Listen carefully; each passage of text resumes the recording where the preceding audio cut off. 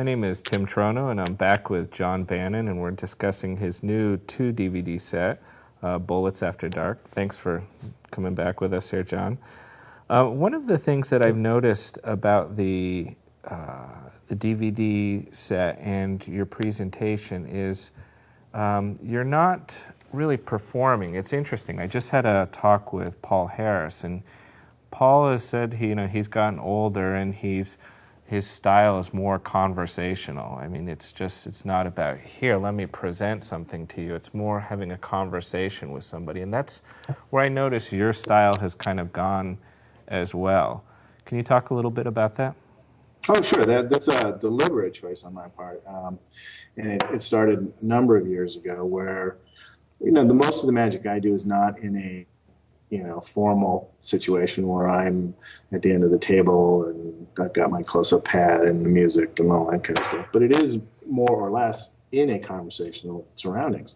And so I like to structure my presentations as if they are a conversation.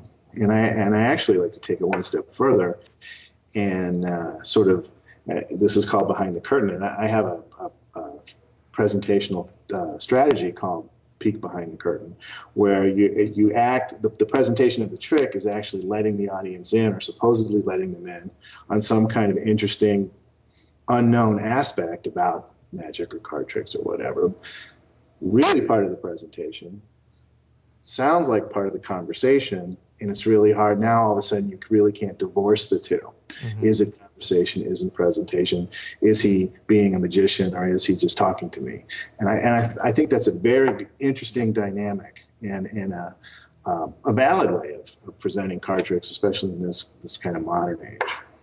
Yeah, and what Paul was bringing up, which was interesting, and I think it really applies here, is it makes it more believable. I mean, when you're out performing and you're on, there's a certain sense of disbelief, but as you said, I mean, it's an interesting point. It becomes kind of blurred. They don't know where it's the truth ends and where the fantasy begins, basically. Right, and I one of the things that I have done as I get older is sort of steer away from the fantastic. If I'm going to make something vanish, it's not because of a magical power. It's just because I'm doing something that they don't know about. Mm-hmm. Okay? And it's not really a vanish. It's just sort of, it's here one minute and not here again. So it's not trying to exactly take the mystery out of it, but try to put it in terms that it's easier for the audience to actually accept as being real. Mm-hmm, mm-hmm. Because nobody believes the ball actually disappeared. So why not call it something different and put them in a position of having to decide what to believe what you're saying is true or not. Now, perfect example of this is Darren Brown, right? For every single thing he does, he has an explanation that he tells you about and expects you to believe it. Right. And now it's up to the audience to decide, well, should I believe it or shouldn't I? Mm-hmm. And that is a very interesting position to put your audience in. Going back to the DVD set and relating it to this conversation, can you describe maybe one or two of your the pieces that you prefer more, more of your favorite pieces, and how they fit into this? Let's see. A good example is the ace routine, for example.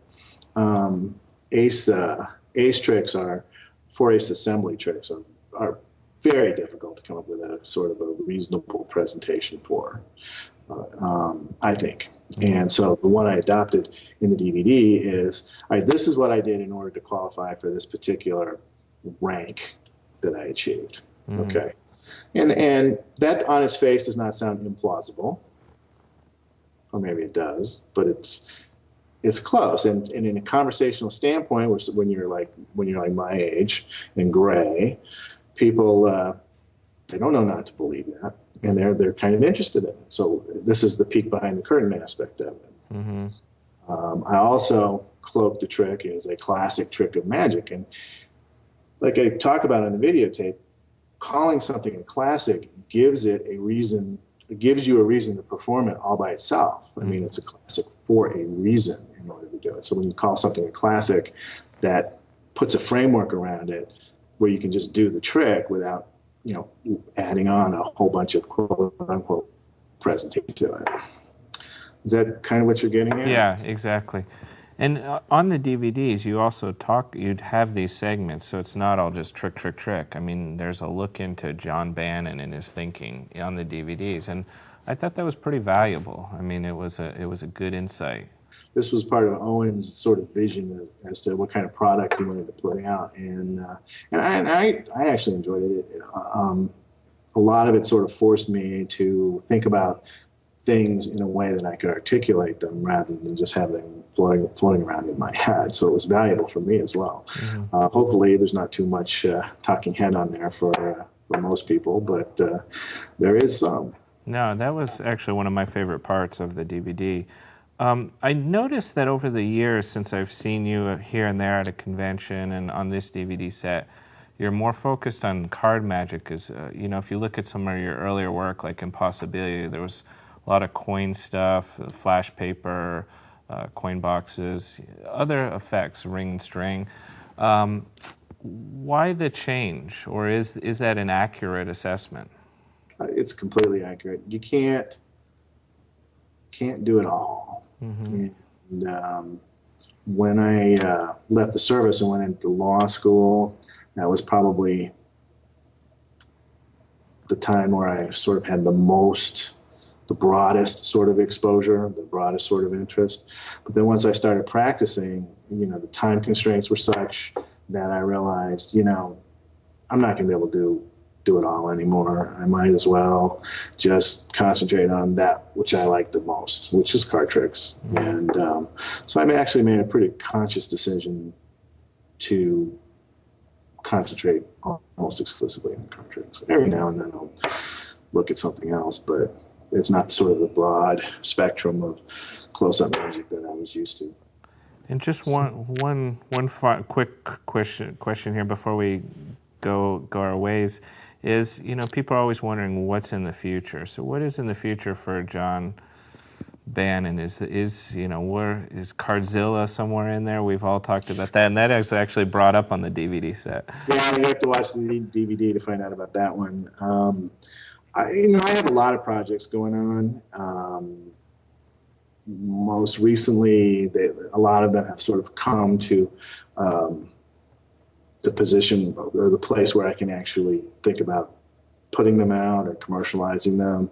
The fractal card tricks, for example, those were percolating for a long time, but it wasn't until all of the resources came available to do the whole DVD project that I was, and the special and all that I was able to put them out.